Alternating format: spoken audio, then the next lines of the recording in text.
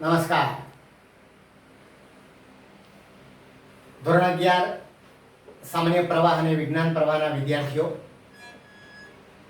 વિના વૃક્ષમ ગૃહમ શૂન્યમ ભાગ 2 માં આપ સૌનું સ્વાગત છે. આ અગાઉના વિડીયોમાં આપણે વિના વૃક્ષમ ગૃહમ શૂન્યમની પૂર્વ ભૂમિકા રૂપે મહાભારતના શાંતિ પર્વના 184 અધ્યાયમાંના નિશ્ચિત કરેલા, પસંદ કરેલા શ્લોકોની શરૂઆત કરી હતી કે જેમાં આચાર્ય ભૃગુ અને જિજ્ઞાસુ એવા ભારદ્વાજનો સંવાદ છે. સંવાદનો એક જ વિષય છે કે વૃક્ષોમાં ચૈતન્યત્વ છે અને ભૃગુ ઋષિ આપણા શરીરમાં રહેલી જે જ્ઞાનેન્દ્રિયો અને કર્મેન્દ્રિયોના માધ્યમથી બંનેની એકરૂપતા દર્શાવે છે. આપણે 4 શ્લોક જોયા હતા, જેમાં પ્રથમ શ્લોકમાં એ જુએ છે એટલા માટે એનામાં ચેતનત્વ છે, એ સૂંઘે છે જિગ્રંતી એટલે એનામાં જીવ છે એમ કહી શકાય, એ આસ્વાદ માણી શકે છે એટલા માટે એનામાં જીવ છે, અને એ આગળ વધે છે એટલે એને પગ પણ છે, આપણી કર્મેન્દ્રિય છે. આ 4 શ્લોકનો અનુવાદ અને ભાવાર્થ આપણે જોયો હતો. હવે આપણે 5મા શ્લોકથી શરૂઆત કરીશું 9 શ્લોક સુધી. બીજા 5 શ્લોક આપણે જોઈએ છીએ. સૌપ્રથમ 5મો શ્લોક શરૂ કરીએ પહેલા આપણે ગાઈએ છીએ. તમને પણ હવે તો મારી સાથે ગણગણતા આવડી ગયું હશે, તો તમે પણ આમાં જોડાઓ. સંસ્કૃત પાઠ્યપુસ્તક તમારી સામે રાખવું, શબ્દો અગાઉ તમારે તૈયાર કરી લેવાના, પછી આ અનુવાદ શીખવાનો, અનુવાદ જોવાનો, સાંભળવાનો, સમજવાનો. પહેલા શબ્દાર્થ અવશ્ય બધાએ વાંચી જવા, સમજી જવા, તો બહુ સરળ આપણને અનુવાદ પડશે. સુખ દુઃખયોશ્ચ ગ્રહણા છિન્નસ્ય ચ વિરોહણા જીવં પશ્યામિ વૃક્ષાણામ અચૈતન્યં ન વિદ્યતે તેન તજ્જલમ દત્તમ જરયત્યગ્નિ મારુતો આહાર પરિણામાશ્ચ સ્નેહો વૃદ્ધિશ્ચ જાયતે. એકી સાથે આપણે 2 શ્લોકનું ગાન કર્યું. હવે બંને શ્લોકનો આપણે અનુવાદ કરીએ. સુખ દુઃખયોશ્ચ ગ્રહણા, વૃક્ષ છે તે સુખ દુઃખને ગ્રહણ કરે છે. જેમ આપણે સુખનો અનુભવ કરીએ છીએ, આપણે દુઃખનો અનુભવ કરીએ છીએ. આપણી શાળા, આપણા વર્ગખંડો એ ધમધમતા નથી થયા, એ આપણને દુઃખ છે. પણ આપણને ઘર બેઠા આ બધું શિક્ષણ આપણને મળી રહ્યું છે, એક પ્રકારનું સુખ છે. તો સુખ દુઃખનો આપણે અનુભવ કરીએ છીએ, એમ વૃક્ષ પણ કરે છે. સુખ દુઃખને ગ્રહણ કરતા હોવાથી તેમજ છિન્નસ્ય, છિન્ન એટલે કપાવું, કપાયેલા વૃક્ષ લેવાનું છે. વૃક્ષ અહીંયા વૃક્ષની વાત છે. કપાયેલા વૃક્ષ વિરોહણાત, વિરોહણાત એટલે ઉગવું, પાછું અંકુરિત થવું અને પાંગરવું, જેને આપણે કહીએ ફરી પાંગરતા હોવાથી. પાંગરતા હોવાથી એટલે વિકસિત થતા હોવાથી, ઉગતા હોવાથી. વૃક્ષ એક વખત કપાઈ જાય તો ફરી પાછું પાંગરે છે. તમે જોજો, તમે એની કોઈ ડાળી તોડી નાખો તો ફરી પાંગરશે, તમે પાંદડું તોડી નાખશો તો બાજુમાં ફરી પાછું પાંગરશે. એટલે એનો સ્વભાવ જ છે કે ફરી પાંગરે છે. જેમ માણસ પણ દુઃખમાં પડી જાય, હતાશ થઈ જાય, પણ ફરી પાછો બેઠો થઈ જાય છે, એમ વૃક્ષમાં પણ છે. સુખ અને દુઃખને ગ્રહણ કરતા હોવાથી તેમજ કપાયેલા વૃક્ષ ફરી પાંગરતા હોવાથી હું પશ્યામી, પશ્યામીમાં મીમાં હું છે, હું વૃક્ષાણામ વૃક્ષોમાં જીવમ પશ્યામી, ચૈતન્ય જોઉં છું. જીવમ એટલે ચૈતન્ય, ચૈતન્ય એટલે શાશ્વત જીવંતતા. હું ચૈતન્ય જોઉં છું.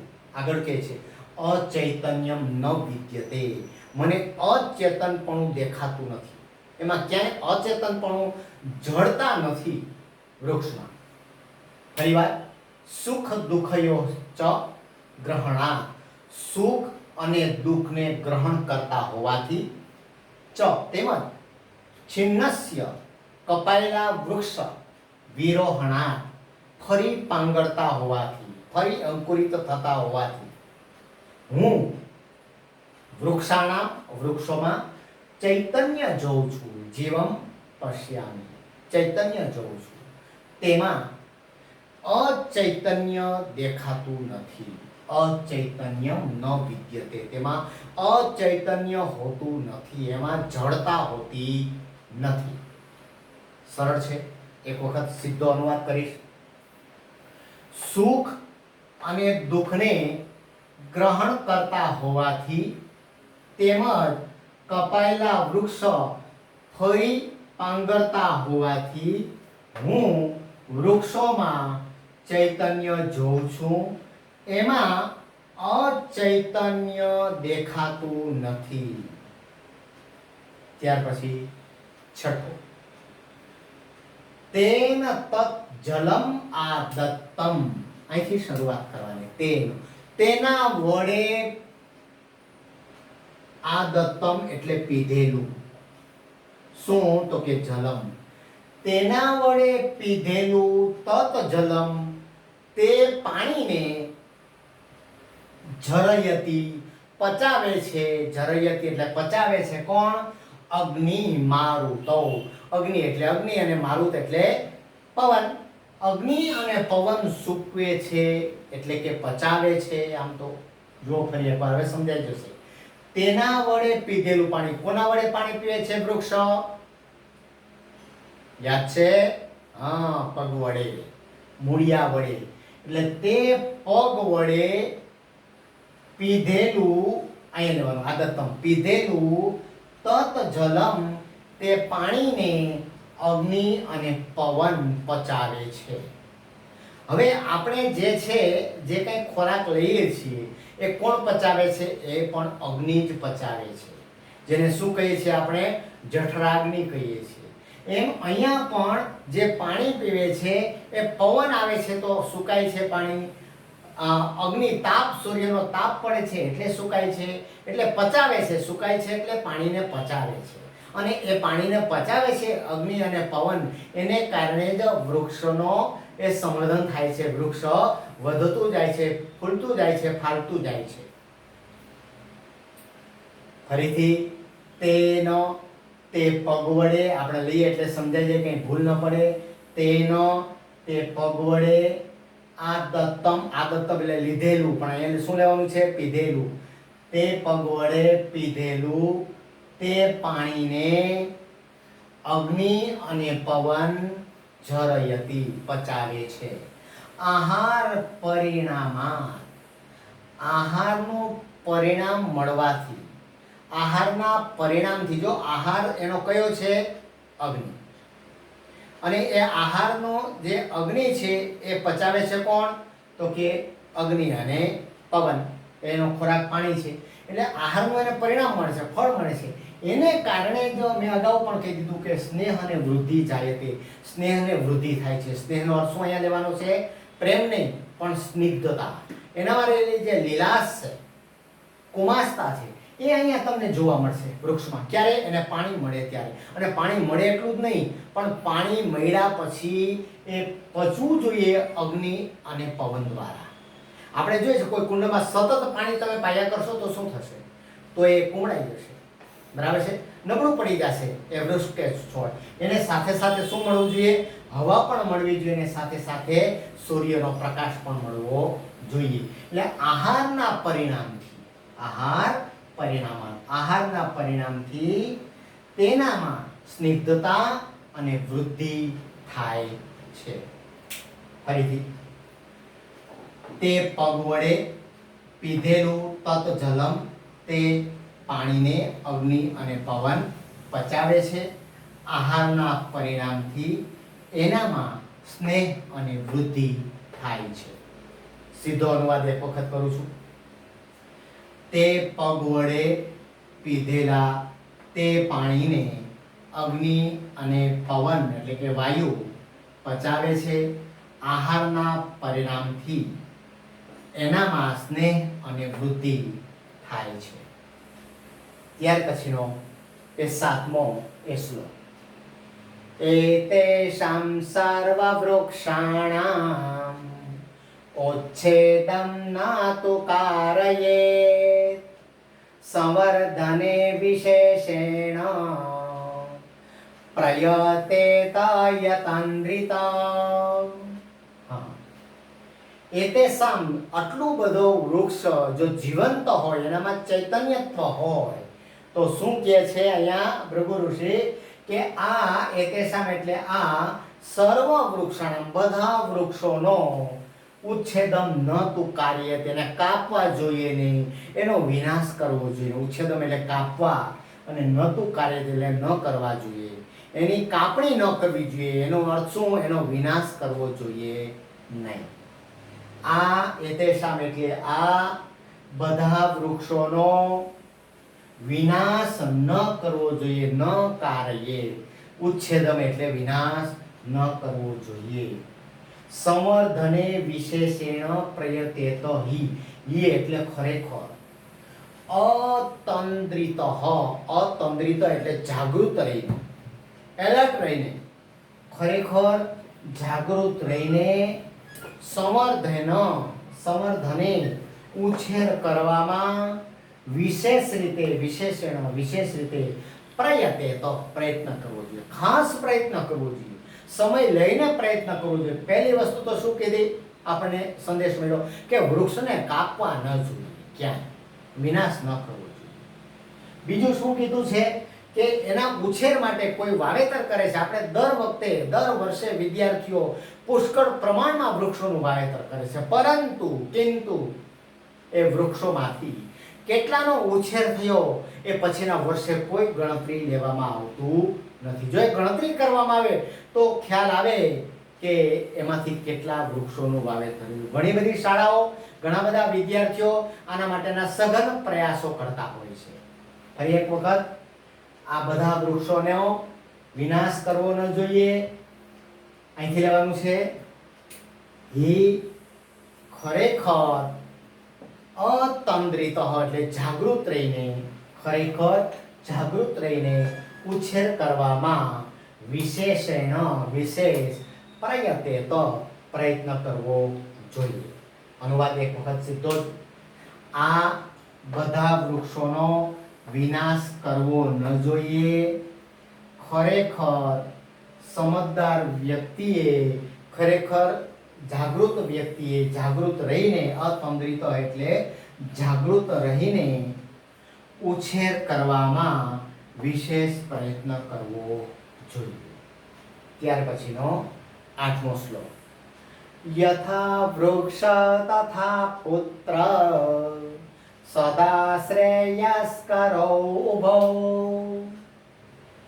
વિના વૃક્ષમ ગૃહમ શૂન્યમ પુત્રહીનમ કુલમ તથા.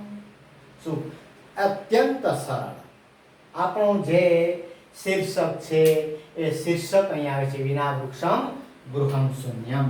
વિના વૃક્ષમ ગૃહમ શૂન્યમ પાઠનું હાર્દ છે. શું કીધું છે? જેમ વૃક્ષ તેમ પુત્ર. હંમેશા ઉભવ એટલે ઉભા નહીં, ઉભવ એટલે બંને. યાદ રાખજો, ઉભવ એટલે બંને. કોણ બંને? વૃક્ષ અને પુત્ર. વૃક્ષ અને પુત્ર બંને સદા હંમેશા શ્રેયસ્કારો કલ્યાણકારક છે, કલ્યાણ કરનારા છે. પુત્ર પણ કલ્યાણ કરે છે અને વૃક્ષ પણ કલ્યાણ કરે છે. વૃક્ષ શું કલ્યાણ કરે છે? તો કે આપણું એ વાતાવરણને શુદ્ધ રાખે છે. જે ઋતુઓ છે એ ચક્ર છે, ઋતુઓના ચક્રને સંતુલન રાખે છે. પર્યાવરણ વિશે આપણે બધા ખૂબ સારી રીતે જાણીએ છીએ, પરંતુ જોઈએ તેવું આપણે પાલન કરતા નથી. જેમ વૃક્ષ તેમ પુત્ર બંને હંમેશા કલ્યાણકારક છે.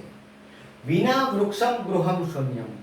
વૃક્ષ વગર ઘર શૂન્ય. જો ઘર એટલે આસપાસનો વિસ્તાર, એમ લેવાનું છે. કારણ કે ઘરમાં તો કાંઈ આપણે વૃક્ષ વાવવાનું નથી અંદર. પણ વૃક્ષ વગર ઘર શૂન્ય અને પુત્ર વગરનું કુળ શૂન્ય. શું? વૃક્ષ વગરનું ઘર શૂન્ય અને પુત્ર વગરનું કુળ શૂન્ય. ફરી એકવાર અનુવાદ. જેમ વૃક્ષ તેમ પુત્ર બંને હંમેશા શ્રેષ્ઠ કરો, કલ્યાણકારક હોય છે. વૃક્ષ વગર ગૃહમ શૂન્યમ, ઘર શૂન્ય, અને પુત્ર વગરનું કુળ શૂન્ય. સીધો અનુવાદ ખૂબ સરળ છે. જેમ વૃક્ષ તેમ પુત્ર બંને હંમેશા કલ્યાણકારક છે. વૃક્ષ વગરનું ઘર શૂન્ય અને પુત્ર વગરનું કુળ શૂન્ય. હું સીધો એમ કહું કે આપણે હવે 9મો શ્લોક લઈએ, પણ મારે તમને સમજાવવો છે. એક વાત મારે તમને કહેવી છે. મિત્રો, આ જ્યારે અભ્યાસક્રમ રચાયો ત્યારે એની જે પ્રથમ આવૃત્તિનો અમે અભ્યાસ કર્યો ત્યારે મને પોતાને વ્યક્તિગત રીતે અહીંયા થોડોક વિરોધાભાસ લાગ્યો. તમને કદાચ ધ્યાનમાં આવ્યું કે ના આવ્યું હોય, પણ મારે સ્પષ્ટતા કરવી ખૂબ જરૂરી છે કે વૃક્ષ વગરનું ઘર શૂન્ય, આજુબાજુનો વિસ્તાર શૂન્ય છે, સમજી શકાય છે. પણ પુત્ર વગરનું કુળ શૂન્ય એ કેમ સમજી શકાય? અહીંયા તો એવું જ સીધું આપણે દેખાય છે કે પુત્રનો મહિમા છે. તો આ શ્લોકને આપણે ખોટો ન ઠેરવી શકીએ. મિત્રો, જે તે સમયને ધ્યાનમાં રાખીને આ વાત અહીંયા મૂકવામાં આવી હોય તો આપણે એ રીતે સ્વીકારવી પડે. પરંતુ આજના સંદર્ભમાં, આજના પરિપ્રેક્ષ્યમાં અહીંયા વ્યાખ્યા બદલાય છે. અહીંયા પુત્રનો અર્થ આપણે બધાએ સંતાન કરવાનો છે, અને પરીક્ષામાં પૂછાય તો તમારે એ પુત્ર એટલે સંતાન અથવા તો પુત્ર અને કે પુત્રી એમ લખવાનું છે અનુવાદ. પુત્ર વગરનું ઘર શૂન્ય નથી એમ નહીં કહેવાનું કુળ, પણ પુત્ર કે પુત્રી વગરનું કુળ શૂન્ય છે. આજના સમયના પરિપ્રેક્ષ્યમાં આ જ ઉત્તમ છે. આજના સમયમાં ક્યાં કોઈ પુત્રનો મહિમા એવો ગાય છે? તો પહેલાના સમયમાં એ થાળીઓ વગાડવામાં આવતી હતી. આજે તો દીકરીઓના જન્મ વખતે પણ બહુ સારી રીતે વધામણા કરવામાં આવે છે. આ સમયની માંગ છે મિત્રો. એટલે ખાસ અહીંયા યાદ રાખજો, કોઈ એ ખોટો સંદેશો ન જાય, રોંગ મેસેજ તમને ન મળે, એટલા માટે હું તમને કહું છું કે આ પુત્રનો અર્થ સંતાન બધાએ કરવાનો છે. હું તો એના કરતા પણ એક સ્ટેપ આગળ વધું છું. હું એમ કહું છું કે પુત્ર વગરનું કે પુત્રી વગરનું કુળ શૂન્ય શું કામ? ઘણા બધા દંપતી એવા હોય છે કે જે દંપતી નિસંતાન હોય છે. તો શું એમનું કુળ એ સાવ શૂન્ય થઈ જાય છે? નહીં. એમના જીવનમાં કંઈક વિશેષતા હોય છે. એ પણ કોઈ સંતાનને ઈચ્છે તો પોતાના ઘરમાં એ હર્યું ભર્યું એ કરી શકે છે. અને સંજોગો એવા ઊભા ન થાય તો પણ એ કુળ કાંઈ શૂન્ય બની જતું નથી. એ સંજોગોને બધું આધીન હોય છે. પરંતુ આ સંદર્ભમાં, અનુવાદના સંદર્ભમાં આપણે તમને એક જ વાત કરી છે કે પુત્રનો અર્થ અહીંયા સંતાન કરજો, પુત્રનો અર્થ અહીંયા પુત્ર અને પુત્રી બંને અર્થ કરવાનો છે. આ વાત ખાસ તમે નોંધી લેજો. છેલ્લો શ્લોક. એકેને પિસો વૃક્ષેણ, એકેને પિસો વૃક્ષેણ પુષ્પિતેન સુગંધિતા વાસિતં વૈવनं સર્વં સુપુત્રેણ કુલં યથા. એકેને અપી સુવૃક્ષેણ પુષ્પિતેન સુગંધિના. આપણે અનુવાદ અહીંથી લેવાનો છે. યથા, યથા એટલે જેમ. જેમ સુપુત્રેણ સારા પુત્ર વડે, જેમ સારા પુત્ર વડે કુલમ કુળ શોભે છે. જો અહીંયા પુત્રનો અર્થ પાછો હોય, પુત્રી પણ કરવાનું છે, સંતાન. જેમ સારા પુત્ર વડે કુળ શોભે છે, કુટુંબ શોભે છે, તેમ એકેન અપી, એકાદ, એકેન અપી એક પણ, એકાદ સુગંધિના, સુગંધિના એટલે સુગંધી, પુષ્પિતેન ખીલેલા, સુગંધી પણ ખરા અને ખીલેલા સારા વૃક્ષથી, સુવૃક્ષેણ સારા વૃક્ષથી, વનમ સર્વમ આખું વન કેવું બને છે? વાસિતમ એટલે સુવાસિત બને છે. આખું વન હોય, આખો એક બગીચો છે, માનો ને એ બગીચામાં એક સુગંધીદાર વૃક્ષ હોય તો તમે બગીચામાં પ્રવેશ કરો ને ત્યાં જ એ સુગંધ થઈ જાય છે. આ એ વાત સમજાશે. એમ સારો પુત્ર હોવો એ સારી વાત છે. સારી પુત્રી હોવી એનો મહિમા અહીંયા ગાયો છે. સંતાનની પણ જવાબદારી છે કે જે માતા પિતાએ એ આંગળી પકડીને આપણે ચાલતા શીખવા છે, એ જ માતા પિતાની આંગળી પકડવી એ તમારી ફરજ છે. આપણા સૌનું એ કર્તવ્ય છે. ફરીથી યથા એટલે જેમ, સુપુત્રેણ સારા પુત્ર વડે, કુલમ એટલે કુળ, શોભે છે આપણે લેવાનું છે. આમ તો વાસિતમ સાથે જોડીએ તો ચાલે, સુવાસિત બને છે અને શોભે છે. જેમ સારા પુત્ર વડે કુળ શોભે છે, તેમ એકાદ પણ સુગંધી અને ખીલેલા, પુષ્પી તેનો એટલે ખીલેલા, સુગંધી અને ખીલેલા સારા વૃક્ષ વડે સર્વમ વનમ, આખું વન, વાસિતમ સુવાસિત બને છે. આખું વન સુવાસિત બને છે.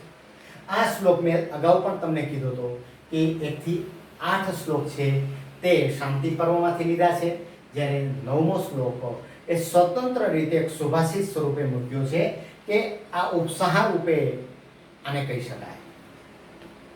છેલ્લી વાત સીધો જ અનુવાદ કરું છું. જેમ સારા પુત્ર વડે કુળ શોભે છે, તેમ એકાદ પણ સુગંધી અને ખીલેલા સારા વૃક્ષો વડે આખું વન સુવાસિત બને છે.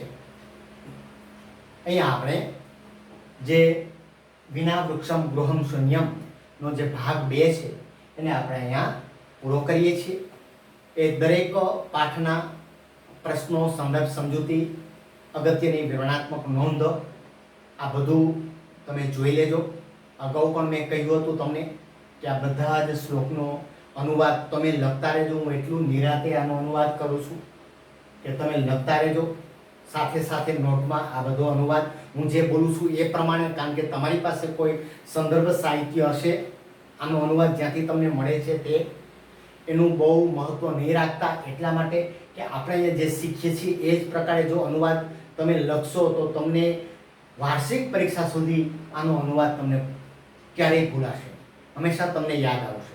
અને અનુકૂળતાએ આનો અનુવાદ પણ મૂકીશ, પણ એકી સાથે ઘણા બધા પાઠ આપણા પૂરા થાય પછી પદ્ય પાઠના કેટલાક શ્લોકનો અનુવાદ કોઈ પણ રીતે આપને મળે એવો હું પ્રયત્ન કરીશ. મિત્રો, ઘણી બધી સ્કૂલોના વિદ્યાર્થીઓ આ વિડીયો જુએ છે. ઘણા મારા મિત્રો એ પોતાની સ્કૂલના વિદ્યાર્થીઓને શેર કરે છે.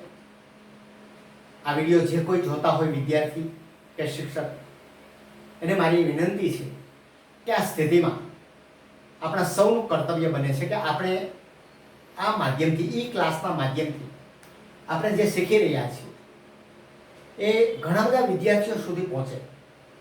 તો માત્ર શું કરવાનું રહે તમારે કે પહેલાં તો તમને આ ગમે છે તો એને તમે ચોક્કસ તમે લાઈક કરો, વિડીયોને લાઈક કરવાનું છે. બીજું, તમને એમ લાગે છે કે મારા કોઈ મિત્ર છે, મારા કોઈ શિક્ષક છે, એને હું મોકલાવું તો એને શેર કરો ચોક્કસ, જેથી એક ચેનલ, એક લિંક આગળ વધતી રહે. અને બીજું, પ્રથમ વખત કોઈ વિડીયો જોતા હોય તો જે મારી ચેનલ છે એ ચેનલને પણ તમે સબસ્ક્રાઇબ પણ કરજો. આ બધું વારંવાર કહેવાનું હોતું નથી, કારણ કે હવે તો બધા ખૂબ સારી રીતે જાણે છે કે આને આપણે કેવી રીતે શેર કરવું, કેવી રીતે લાઈક કરવું વગેરે. પરંતુ જે કોઈને કાંઈ પ્રશ્ન હોય, ઘણા મને કમેન્ટ બોક્સમાં પ્રશ્ન પણ પૂછે છે કે સર આ જે શબ્દ મૂક્યો હતો એ શબ્દનો અર્થ શું થાય, મને બહુ ગમે છે. શક્ય હોય તો તમે એમાં તમારું નામ અને એટલું જ નહીં, નામની સાથે સાથે તમારી કોઈ સ્કૂલ હોય તો એ સ્કૂલનું નામ પણ લખો, જેથી મને ખ્યાલ આવે કે આ સ્કૂલ સુધી પણ મારી વાત પહોંચી છે. ચોક્કસ આપણો સંદેશ પ્રત્યાયન સ્વરૂપે હોય. હું માત્ર અહીંથી વાત કરું અને તમે સાંભળતા રહ્યો એવું નહીં, પરંતુ જેટલું શક્ય છે તેટલું તમે સામે કોઈ ક્યારેક પ્રતિભાવ આપો.